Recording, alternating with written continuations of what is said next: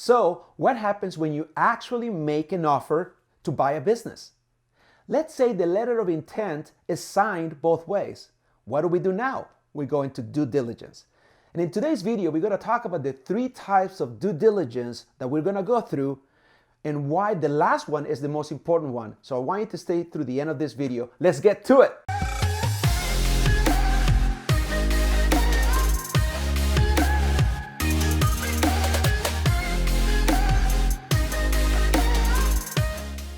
Hey everybody, welcome to my channel. I am your host, Leo Landaverde, business broker and commercial lender, helping you buy and sell a profitable business. If you are a small business owner looking to scale your business by buying a profitable business, or if you are an executive looking to leave your job by buying a profitable business, then you're in the right place. Please subscribe to my channel. Don't forget to hit the bell and you'll be notified every Thursday when a new video comes out. Okay, here we go. 3 types of due diligence. Number 1, business and industry due diligence. So what I'm going to do right now is I'm going to give you a list of questions that I will go through and the answers to which are vital as you're doing this part of the due diligence. We'll go through the questions and I'll provide the answers, and I hope you're taking a lot of notes. Number 1 is, what do you know about this industry for this business you're looking at? Are you familiar with the industry? And I hope you do, because the more knowledgeable you are about an industry, the more you're going to be able to pick up the nuances and the intricacies of this industry. Question number 2 is, what is the outlook for this industry? Usually an industry will go through a life cycle from startup, growth, shakeout, maturity, and decline. It is important that you know what the future holds for this industry. The last thing you want to do is be on an industry that is in decline. Can you imagine trying to get into the video business during the time that Blockbuster was doing well, only to later to have been replaced by Netflix? You want to be in an industry that is pretty much a startup and growth and even shakeout, but you do not want to be in a very mature industry that is prone to eventually go down. So again, when I'm doing analysis on a business for sale, I want to know those questions, because on behalf of my buyers, is because I want to be able to eloquently advise them on the type of industry. If I know the industry very well, it'll be very easy. But I don't know every industry, so it's important that you are coming in with eyes wide open. Next question. Who are the top players in this industry? You want to know who the top competitors are going to be if you get into this space. Who are they regionally? Who are they at a national level? Next, what regulatory compliance is there? The more regulatory compliance, the harder the barrier of entry to get into this industry. So that may be a good thing and it could be a bad thing. If this industry has a lot of regulatory compliance, that means that you're going to have to stay on top of the compliance. There are some industries that are just full of compliance issues. So is that an industry you want to get into? Again, the more you know, the better. What knowledge do you have in this industry? One of the things that if there is going to be a loan involved and it's going to be an SBA lender, they want to know your resume experience, how your knowledge in this industry is going to help them, how it's going to help you grow, and it's going to help repay the debt. Next, what is the perception of this business in the marketplace? Is it a successful business or is it a failing business? What are the customer reviews? What is the social proof? If this is a restaurant business, is this on Yelp? What are people saying? Third-party testimonials or social proof is critical as you're evaluating this particular business. This is not so much as an industry situation, it's just business specific. Now, is this a business to business type business, or is it a business to consumer? Now, if you're looking at a business, if retail has gone through a huge upheaval over the last few years post-COVID. Business to business has done better. Again, is this business to business or business to consumer? Now, industry-wide, what are the industry-specific, generally accepted key performance indicators? Is this the type of industry where revenue per employee gets measured? Does it matter? What is the average gross profit net profit, cost of goods sold, operating expense as a percentage of revenue, as a percentage of net revenue. Does this industry carry backlog? Does it matter? What is the average working capital that is required for this industry? What are the different ratios in the balance sheet, the current ratio, the debt to equity ratio, the quick ratios? One of the things that we do in the business brokering world is that we actually want to know, we know the standards per industry, and we get a lot of that information on comparable sales. Much like the real estate industry, when a business is sold, those key parameters are saved. Those comparable sales actually become useful in the future as we're trying to assess the value of a company. So all of this right now has to do with business and industry due diligence. It's more of a high level view of what the business you're looking at. Remember, you're buying a business with the hope that you're going to increase it in value and that this business is going to stay in an industry that is going to be good for a long time. You have to assume that even in a turnaround situation, that you can be in this business for at least 5 years. If you can take a business and you see the potential and you can increase the potential of this business and you can take it to as far as you can go, ideally doubling the revenue in the next 5 years, and if you do everything right, you're going to double the valuation of this business, which you can eventually sell. And the larger the business, and the larger the EBITDA, your next buyer, once you turn the business around, could be a private equity group or a really large industry player. Now we go from business due diligence to financial due diligence. And this is one of my fortes, one of my passions, is the financial side. Now, the list that I'm going to give you right now has more to do with what an average SBA lender is going to look at, which is the highest level of scrutiny. So we're going to begin with 3 years of business tax returns for the existing business. Now, if applicable, any affiliate businesses that the guarantor owns greater than 20%. Now, what happens when there are more than one buyer? It's the business tax returns of the business in question and all the subsidiaries. So that they say that the business has a subsidiary that is also a different legal entity that has separate tax returns. You want to see everything as it relates to the ownership of this business you're looking at. When we're looking at the business tax returns, we're going to be looking at the year-over-year performance. And ideally, you want to look at it as side-by-side. You want to take the last 4 years, the preceding 3 years with the tax returns, and the present year interim, and you want to put them side-by-side. Revenue, cost of goods, net revenue. You're going to have revenue minus any discounts. You're going to have your net revenue minus your cost of goods. It's going to give you your gross profit minus operating expense. It's going to be your net income side by side with percentages. And what you're looking at is any trend lines, anything that stands out, any one-time expenses or any one-time revenues sitting on the financials that you want to, we want to rule out the outliers or come up with some averages. Next, that was just as it relates to your tax returns. We're going to need the K-1s for the entities represented on the borrower's Schedule E from the tax returns. We're going to want the year-to-date we are in 2022, so I will want to see 2022 interim financials, particularly the P&L and the balance sheet. I really don't need the statement of cash flows yet. And the comparative interims for the same period for years past. Ideally, so we want to see 2022 as it compares to 2021, 2020, and 2019 for the same month, because what we were looking for is any seasonality to the business. We're also going to be looking for 3 years of personal tax returns for any one of the sellers who owns at least 20%. So this is related to the seller.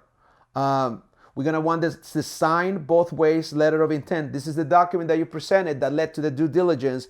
A letter of intent is a non-binding agreement. However, it has the business details that eventually going to make it into the purchase agreement, which is a legally binding agreement, which is the consummation of the sale later down the road in escrow. We're going to want, during the financial due diligence, a copy of the CIM, stands for confidential information memorandum, or the CIM, we call it, or the confidential business review, or the confidential information memorandum, which is going to have key details of the write-up done by the business broker representing the seller. We want to know everything because it's a 30 to 40 page document that is going to tell you details about the business we want to know, and that go long beyond the financials. They're going to help us assess this opportunity. We want to know what the source of the equity is. Now, the equity is going to be kicked in by the buyers. The buyers are going to put in at least 10%.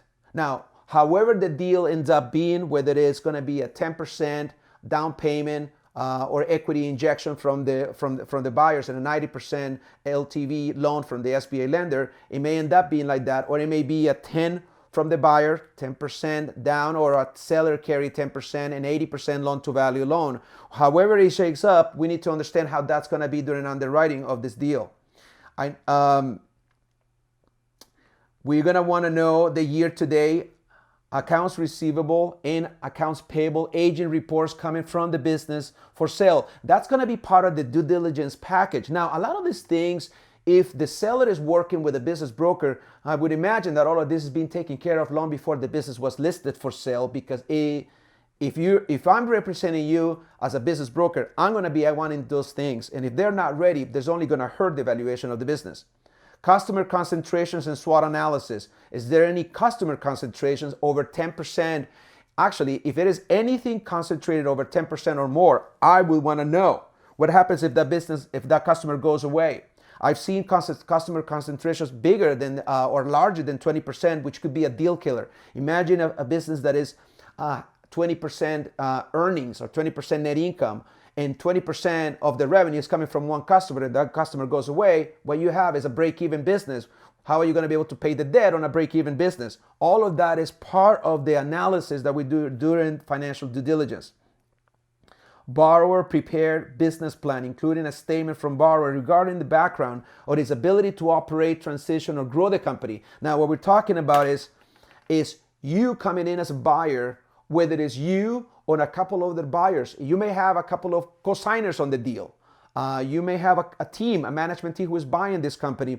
The lender is going to want to know the resumes of all of those involved in the purchase. They want to size up the management team. They want to look at the breadth of your experience and your resume. The stronger the resume and the more knowledge of the industry you're buying is going to ease the tension or the anxiety of a lender, that what they want is you to come in and take the reins. There is no gap in knowledge. You're ready to go and grow so that you can repay their loan. We're going to need a personal financial statement for any of the owners that are at 20% or more.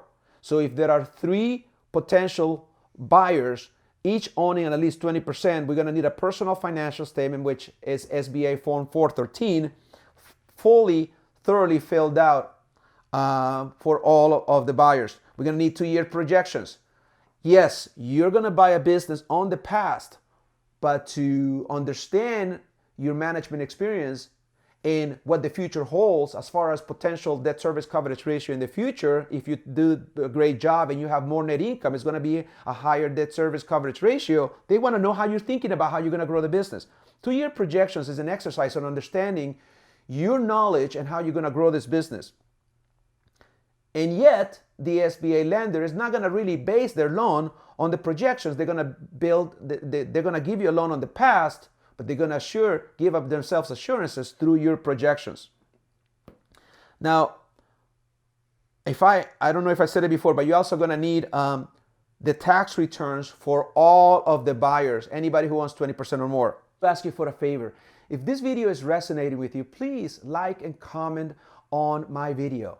I read and reply to every comment that you make, from the simple question to the most complicated questions, because I want interaction. You see, in YouTube, the interaction, the comments, is the currency of the algorithm. The more you comment, the more YouTube will serve this content onto other people just like yourself. So you're helping me out by doing that. Thank you so much. Now let's talk a little bit about the equity injection. The equity injection is your down payment towards the purchase or the acquisition, which will be detailed in the term sheet. So this is when you need to make sure that the money is seasoned. If you're going to buy a business, if you're actually broke and have no money, you have no business buying a business. Now, I've heard from before from other gurus on or watch other videos on YouTube when they say that you can actually go and buy a business for 0% down. I've done videos like that, but the only way that I've seen it happen is if you're already a successful business owner with a very strong balance sheet and plenty of cash in the bank, they're going to leverage your knowledge in the business and you're going to buy another business similar to yours. Then the need for the down payment will be near zero because you're already operating and have a successful track record. But if you never own or manage a business and have no money, chances of you getting a loan is 0 to nil, unless you get very capable co-signers who are going to guarantee this loan, which would they have to personally guarantee it. So the equity injection is a really big deal. I would say just like when you were buying a house, if you ever bought a house, back in the 2000s, 2003, 4, 5, 6, 15, 20 years ago, you can actually buy a house with 0% down, and there was this bank called Washington Mutual that actually gave you this 0 down loans. Guess what happened to that? That bank is no longer around. Those deals no longer happen. You can no longer buy a house with 0% down. If you're going to buy a house, you're going to put 3, 5, 10% or more. Think of it the same way as a business. For you to be able to get an SBA loan, you're going to need at least 10% down, and you're going to need it just to make sure that you have skin in the game.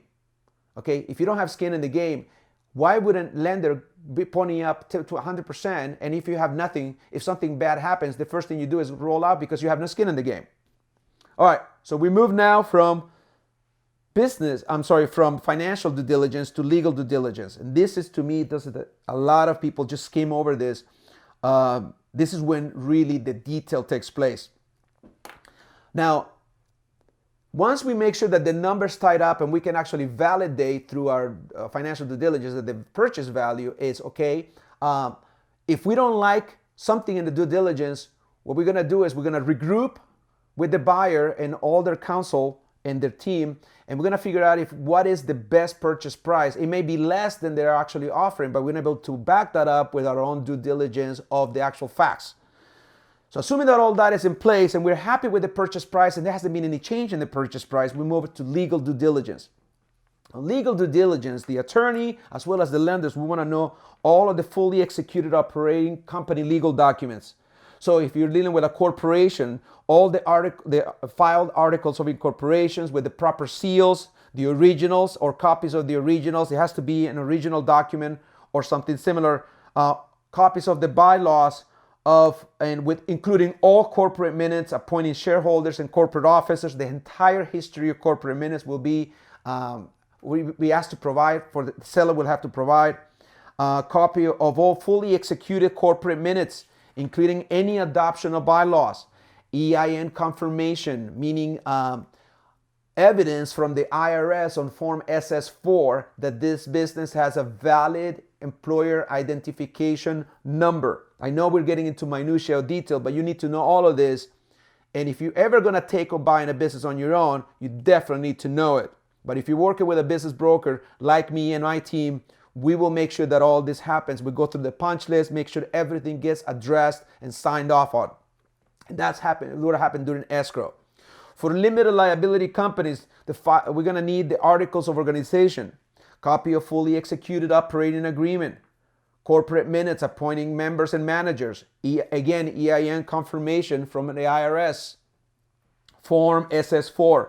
There are going to be some transaction documents, whether this is going to be an asset or a stock purchase agreement, and all supported documents, including but not limited to non-compete agreements, bill of sales, assignment and assumptions, security agreements, corporate resolutions to purchase, assignment of purchase contract into purchase newly formed legal entity, because what's going to happen if you don't have a legal entity, you're going to have one so that you can actually house the assets of the business that you're purchasing, so they'll sit in this new legal entity. Copy of the trade name filings and assumed name certificates, Copy of promissory notes in favor of the seller. If the seller is going to carry any paper, any of the amount purchased will be carried. All of those legal documents will have to be fully tidied up, making sure that everything is fully executed. Now, there's another section as far as, if there's two types of business transactions. When you're purchasing a business, it could be the stock sale or an asset sale. If it is an stock purchase, if you're actually buying the stock of the legal entity that you're buying, and there may be reasons for you to actually buy the stock. And it may be in situations in which there are, for instance, if you're a government contractor and you have all these contracts tied up to the legal entity, then you may have no choice but to actually buy the legal entity. But that comes with some risk. Because when you're buying the stock, you're buying the assets as well as the liabilities for the entity that you're buying. Regardless, for stock purchases, you're going to need articles of incorporation, copies of bylaws, copies of fully executed corporate minutes, stock ledger with all current stock certificates, including the next blank certificate. It's going to be a sequence of stock certificates, and there can't be any gaps on them. Resignation of the current officers of the company, corporate resolutions appointing all new officers of the company, stock transfer documents. Now, here we go into probably one of the most important parts within the legal section of due diligence is the title commitments, life policies, and other documents. So, there's going to be a flurry of title insurance commitments on all the properties being pledged as collateral for the loan to be reviewed and approved by an SBA lender. Now, in my video last week, I talked about which if you haven't watched it, the information is going to be here on this link or below. That I talked about the perfect trifecta, which is the buyer, the target business, and the collateral. If there's going to be collateral pledge to make sure that the banker is hold on some of the size of the loan, then you're gonna need to pledge some of the collateral. It may include properties. There are gonna be some insurance, and there's gonna be some ALTA policies that are gonna be surrounding those collateral, and that's gonna be through title and escrow. Life insurance policies. There's gonna be a life insurance. Probably the lender may require that each of the buyers actually have a life insurance policy matching the loan amount. In the event that something happens to you, the loan will be paid in full. Collateral assignment of life insurance and dated by a corporate offices of the life insurance carrier. If this is a franchise, there may be franchise-specific documents. For instance, confirmation of the franchise from the franchisor of any franchise fees and their permission to actually be able to, because a franchisor has the first right of refusal, they have to give up that right. If you're gonna, they're not gonna buy it themselves, you're gonna be buying into a franchise system. Copy of the fully executed franchise agreement, including all addendums and exhibits. Fully executed SBA franchise addendum, which is Form 2462 by the franchisor. Last but not least, there will be business insurance policies. Please, you're going to have to provide copies or certificates of insurance for each of the following insurance policies. You're going to need business personal property insurance covering the equipment on the part of the assets of the business. You're going to need general liability insurance policies. You're going to need vehicle insurance coverage policies. There may be errors and omissions, directors and officers, and other types of insurances depending on the size of business to mitigate the risk. So, if you need help, if you need help and you feel like this is too much, which is actually could be a lot. If you haven't done this before, I'd love to be able to help you. Just reach out to me, just drop a comment or send me an email. My email address will be below. Hopefully this was helpful to you as you're going through the process of what it's like due diligence during buying a business. Thank you so much. For a limited time, I'm giving away my cash flow calculator. This is a simple Excel workbook tool that I use on a weekly basis to calculate cash flow after the debt service on any deal that I'm looking at on behalf of my customers. So it is yours to keep. All you have to do is click on the link below and you can have it. and I hope it's helpful as it has been for me. There you go. Thank you.